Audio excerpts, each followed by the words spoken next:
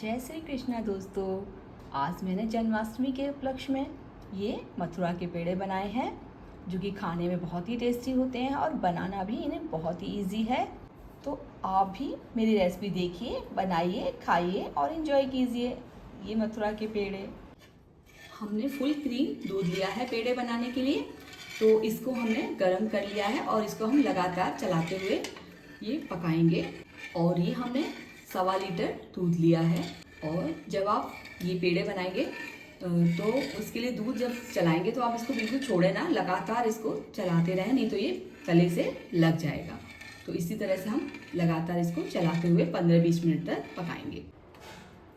और ये खोया बनाते वक्त जो ये मलाई जैसी बीच बीच में लगती है, इसको लगातार आप चलाते रहें, नहीं तो ये ज़्यादा कड़क हो जाएगी, फिर नहीं आसानी से निकलेगी। इसलिए इसे बीच बीच में हमेशा इसे निकालते रहें। इसी तरह से हम लगातार चलाते रहेंगे। और ये दूध जो लेना है वो फुल क्रीम दूध आपको इसके लिए लेना है।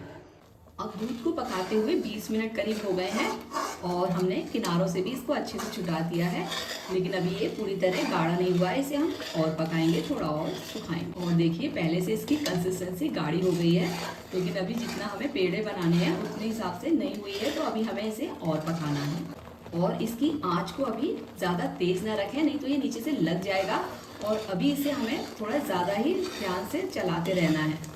एक चीज़ का ध्यान और रखें, आप हमेशा खोआ बनाते हो तो ये हमेशा मोटे तले की कढ़ाई लें, ये ज़्यादा पतले तले की कढ़ाई ना लें। ये भारी तले की कढ़ाई लेने से देखिए ये तले में बिल्कुल भी खोआ नहीं लगता है। और अब इसे कंटिन्यूसली चलाते रहेंगे हम।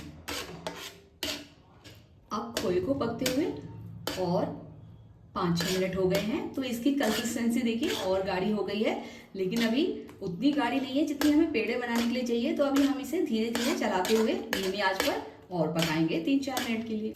और अब देखिए खोए ने तला छोड़ दिया है और फिर भी अभी हमें इसे लगातार पकाना है, तो इसको लगातार हम इसे चलाते रहेंगे। इसको हम तब तक भूनेंगे जब तक ये थोड़ा सा हल्का सा ब्राउन ना हो जाए। इसलिए जब भी पेड़े बनाएं तो आप इसको लगातार दूध को चलाते रहें, नहीं तो ये आपके तले में लग जाएंगे।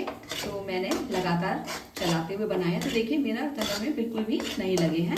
और अगर एक बार लग जाते हैं तो फिर उसकी स्मेल पूरे दूध में हो जाती है, तो इसलिए जब भी आप बनाएं तो उस पर पूरा ध्यान दें। और ये एंड में जब मैं ये भून रही हूँ तो इसकी गैस बहुत ही मैंने धीमी कर दी है, जिससे कि भुनता भी रहेगा और नीचे तले में लगेगा भी नहीं। और तेज़ गैस कर देंगे तो ये जलने लगेगा। ये खोए को और 5 मिनट भूनते हुए इसका कलर और चेंज हो गया है। और अगर आप खोआ चाहे तो बाजार से भी ले सकते हैं ये पेड़े बनाने के लिए। इसे इसी स्टेज पे बंद कर देंगे और कुछ देर के लिए ठंडा होने के लिए रख देंगे। अब हमने 2 टीस्पून देसी घी डाला है, जिसमें हमने कुछ ये बादाम भूने हैं, जिन्हें कि हम पेड़े में गार्निश करेंगे। और ये बहुत जल्दी भून जाएंगे, ये 1 मिनट में ही भून जाएंगे। और हमारे बादाम भून गए हैं, अब हम इन्हें गैस पर से निकाल लेंगे।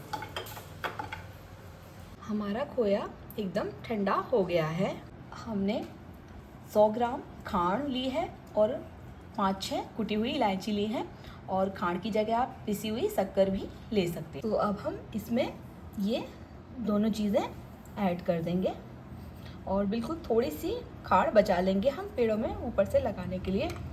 और इलायची भी हम ऐड कर देंगे और फिर अच्छे से ये सब कुछ मिक्स कर देंगे। और अगर ये चम्मच से मिक्स ना हो तो इनको आप अच्छे से हाथ से भी मिक्स कर सकते हैं। अब ये खोए में हमारी इलायची और खांड अच्छे से मिक्स हो गई है। अब हम इसके पेड़े बनाएंगे। अब पेड़े बनाने के लिए हम इसमें से थोड़ा थोड़ा मिश्रण लेंगे और उसकी अच्छे से गोली बनाएंगे।